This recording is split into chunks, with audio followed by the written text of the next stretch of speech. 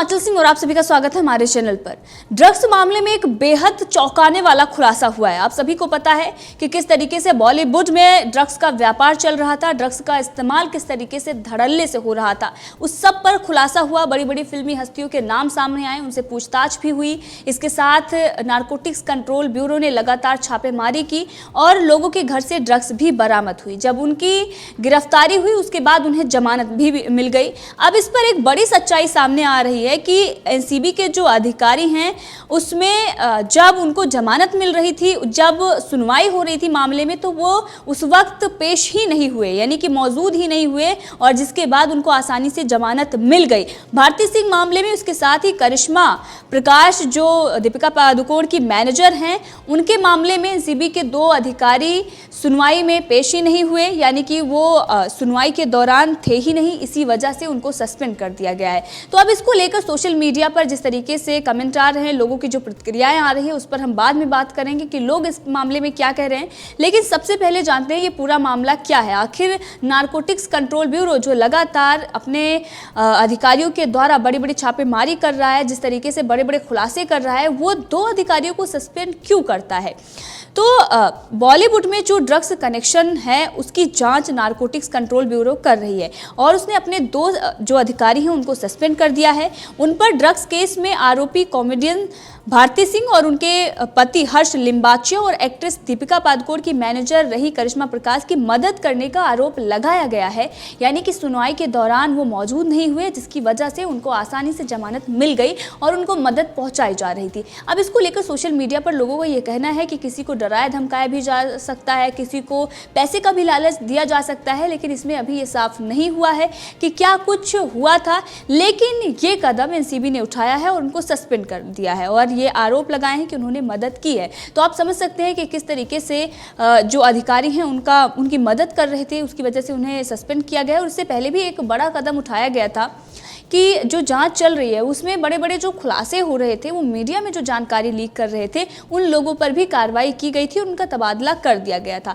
लेकिन अब जब मदद कर रहे थे आरोपियों की, तो इनको सीधा सस्पेंड ही कर दिया गया है। एनसीबी के जोनल डायरेक्टर समीर वानखेड़े ने दोनों अधिकारियों को सस्पेंड कर दिया है और उनके खिलाफ जाँच के आदेश भी दिए हैं कि आखिर क्यों उन्होंने इस तरीके से मदद की है। इस पूरे मामले में जाँच हो और सच्चाई सामने आए कि डराया धमकाया गया या फिर पैसे का लालच दिया गया। इन सब की जांच होनी चाहिए और सच्चाई सामने आनी चाहिए। अभी कुछ दिन पहले ही एनसीबी के अधिकारियों पर अटैक हुए थे, तो अभी हम कुछ कह नहीं सकते कि आखिर क्या हुआ है, किस दबाव में आकर उन्होंने मदद की है, क्यों नहीं वो सुनवाई के दौरान मौजूद हुए। इन सब को लेकर अब सवाल खड़े हो रहे हैं। लेकिन दोनों अधिकारी जो जिस तरीके से दोनों करिश्मा प्रकाश और इसके साथ ही भारती सिंह और उनके पति हर्ष लिम्बाचिया की मदद करते हैं और इसके लिए अब जांच उनकी होने वाली है। तो ये खबरें आ रही हैं और एक रिपोर्ट हमारे पास आई है। उस रिपोर्ट के अनुसार दोनों अधिकारी कॉमेडियन भारती सिंह और उनके पति हर्ष लिम्बाचिया और दीपिका पादुकोण की मैनेजर करिश्मा प्रकाश के खिलाफ दर्ज केस में जाँच अधिकारी थे, यानी कि वो दोनों अधिकारी इस मामले में जाँच कर रहे थे, भारती सिंह और इसके साथ ही करिश्मा प्रकाश। और आपने देखा कि करिश्मा प्रकाश को अग्रिम जमानत मिल गई थी। इसके साथ ही और भी कई चीजें सामने आई थी कि जब उनके घर से ड्रग्स बरामद हुई तो उसके बाद उनकी गिरफ्तारी क्यों नहीं हुई। अगर उन्होंने अग्रिम जमानत ली तो वहां पर इन लोगों ने सबूत पेश क्यों नहीं किए, क्यों नहीं इन्होंने ये बताया कि हिरासत कितनी इम्पॉर्टेंट है लोगों तक पहुंचने के लिए। और जब इनके खिलाफ सबूत हैं तो उस दशा में क्रिमिनल केस बनता है और भी बहुत सारी धाराएं थी, उन सबको लेकर बातचीत करनी चाहिए थी और कोर्ट में जाकर दलीलें जो उनके वकील थे और सबूत पेश करने चाहिए थी। मेन बात तो यही थी कि जमानत जो उनको मिल गई है और उसके बाद आपने देखा कि जमानत मिलने के बाद एनसीबी भारती सिंह और हर्ष की जो जमानत है उसको खारिज करती है और उसके बाद कोर्ट जाती है और ये मांग करती है कि फिर से उनको हिरासत में लेने की अनुमति दी जाए और उनकी जमानत को रद्द किया जाए। अब ये पूरा मामला एनसीबी के जो डायरेक्टर हैं, जोनल डायरेक्टर, उनके हाथों में है, यानी कि समीर वानखेड़े, और उन पर अटैक भी हुए थे। तो अब इन सबको लेकर पहले ही सवाल खड़ा हो गया था कि जब वो छापेमारी करने के लिए जा रहे थे तो आखिर किन ने इस मामले को लीक किया था, किसने इस खबर को लीक किया कि यहाँ पर छापेमारी करने जा रहे हैं, जिसके बाद उन पर अटैक हुआ और 200 से ज़्यादा लोग वहाँ पर इकट्ठा हो जाते हैं। तो इन सबको लेकर पहले ही सवाल खड़े हो रहे थे। अब जो 2 अधिकारी सस्पेंड किए गए हैं, इस पूरे मामले में उनकी जांच होगी कि इस वक्त क्या उन्होंने इस खबर को लीक की थी या फिर पैसे के दबाव में या फिर कोई दबाव उन पर बनाया गया या पैसे की लालच दी गई या फिर प्रेशर बनाया गया, किन हालातों में उन्होंने मदद की है, अब इन सब की जांच होगी, आदेश समीर वानखेड़े ने दे दी है। अब इसी के साथ ये भी बताया जा रहा है कि भारती और हर्ष की जमानत याचिका पर सुनवाई के दौरान एनसीबी का कोई भी अधिकारी कोर्ट में नहीं पहुंचा था। ये बहुत ही चौंकाने वाली बात है कि इस तरीके से जो अधिकारी जांच कर रहा होता है, घर से ड्रग्स भी बरामद होती है, उसके बाद भी कोर्ट नहीं पहुंचते हैं।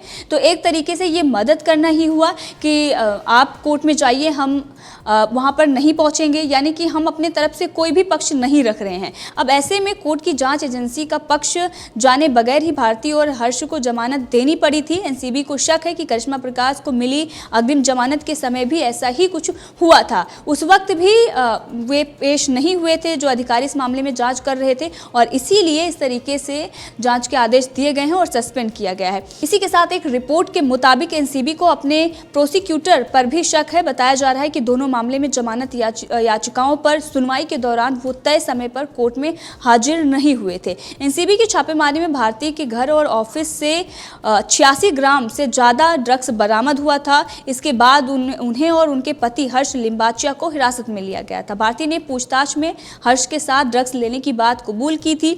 22 नवंबर को भारती और 23 नवंबर को हर्ष की गिरफ्तारी हुई थी। उन्हें 4 दिसंबर तक के लिए न्यायिक हिरासत में भेज दिया गया था।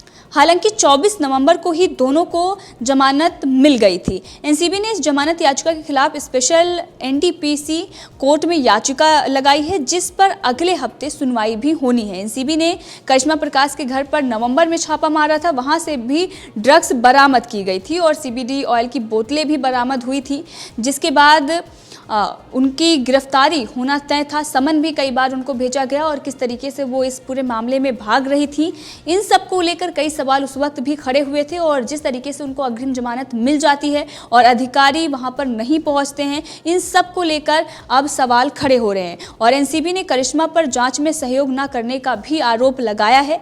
जांच एजेंसी उन्हें कस्टडी में लेकर पूछताछ करना चाहती है। ताज़ा रिपोर्ट की माने तो पिछले हफ्ते जांच अधिकारी और सरकारी वकील करिश्मा की याचिका पर सुनवाई के दौरान कोर्ट में मौजूद ही नहीं रहे, लिहाजा उन्हें अग्रिम जमानत दे दी गई। यानी कि सरकारी वकील जो पक्ष रखने के लिए उनको मौजूद होना चाहिए था, वो भी नहीं थे, और सबूत पेश करने के लिए एनसीबी के अधिकारियों को भी मौजूद होना चाहिए था, वो भी वहां से 9-2-11 हो गए। यानी पूरी मिली भगत थी और इसीलिए अब उनके खिलाफ जांच के आदेश दिए गए हैं। तो आप समझ सकते हैं कि कितना बड़ा खेल महाराष्ट्र में चल रहा है, और जो अधिकारी इसमें जांच में जाते हैं वो भी किस तरीके से वहां पर क्या दबाव उन पर बनाया जाता है, क्योंकि बॉलीवुड में जिसका हाथ है वो कोई मामूली आदमी नहीं है। किस तरीके से डी कंपनी और तमाम लोगों के नाम सामने आते हैं, और सरकार भी, महाराष्ट्र सरकार इसमें कोऑपरेट नहीं कर रही है।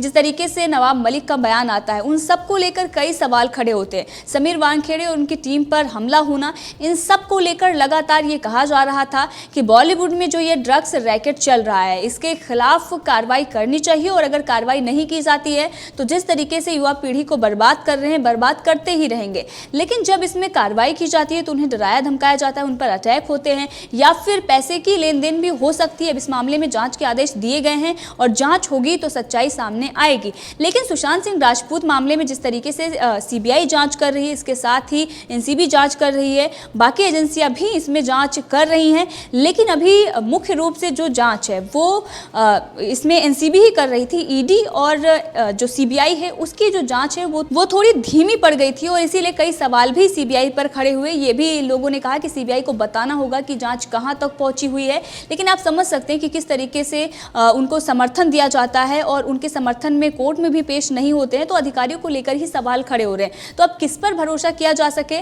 और क्या कुछ हुआ है सुशांत सिंह राजपूत के साथ, इन सब में खुलासा होना चाहिए। लेकिन अगर इसी तरीके से अधिकारी करते रहे तो फिर सच कैसे सामने आएगा, ये एक बहुत बड़ा सवाल है। अब ये अधिकारी जो किसी दबाव में या फिर पैसे के लालच में जो इस तरीके से मदद कर रहे हैं, इनकी तो जांच होगी और सामने आएगी, लेकिन उनकी जांच कौन करेगा, वो अधिकारी किस तरीके से जांच करें, इन सब को लेकर बहुत बड़ा सवाल खड़ा हो रहा है कि जांच पर जांच हो रही है, लेकिन खुलासे जो हो रहे हैं उसके बाद कार्रवाई क्यों नहीं हो रही है।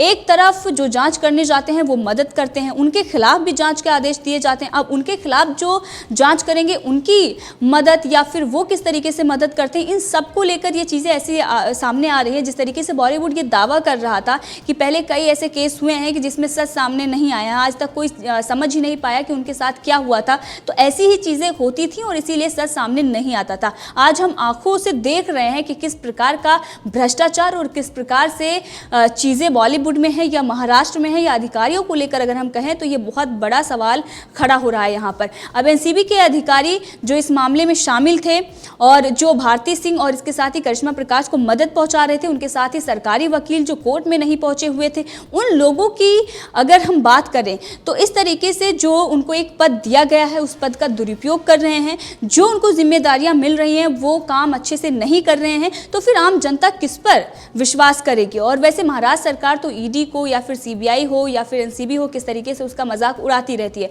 तो उसके लिए इनका क्या महत्व है वो तो सामने आ ही चुका है। संजय राउत किस तरीके से ट्वीट करते हैं, 2 कुत्ते जा रहे होते हैं और उस पर किस तरीके से चीज़ें लिखी होती हैं। तो इन सब की चीज़ों को देखकर ये लग रहा है कि महाराष्ट्र में सच सामने आना बहुत ही मुश्किल हो गया है और जिस तरीके से चीज़ें अब सामने आ रही हैं तो इस पर क्या कुछ कहा जा सकता है ये तो आने वाले दिन में ही पता चलेगा जब जांच होगी और सच्चाई सामने आएगी। फिलहाल अभी भारती और हर्ष की जो मुश्किलें हैं वो कम नहीं हुई हैं, क्योंकि समीर वानखेड़े जो इस पूरे मामले में जांच कर रहे हैं और उन पर जनता का विश्वास भी है, क्योंकि इस तरीके से उन पर अटैक भी होता है, उसके बाद भी वो जमानत को रद्द करते हैं और उसके बाद कोर्ट पहुंचते हैं। इन सब पूरे मामले में जिस तरीके से वो कार्रवाई कर रहे हैं, अब ये जनता उम्मीद कर सकती है कि सच सामने आएगा। तो इस पूरे मामले में आपकी क्या राय है कमेंट करके ज़रूर बताएं। इसी के साथ अगर आपने अभी तक चैनल को सब्सक्राइब नहीं किया तो कर लें ताकि हर अपडेट आप तक पहुँचती रहे। धन्यवाद।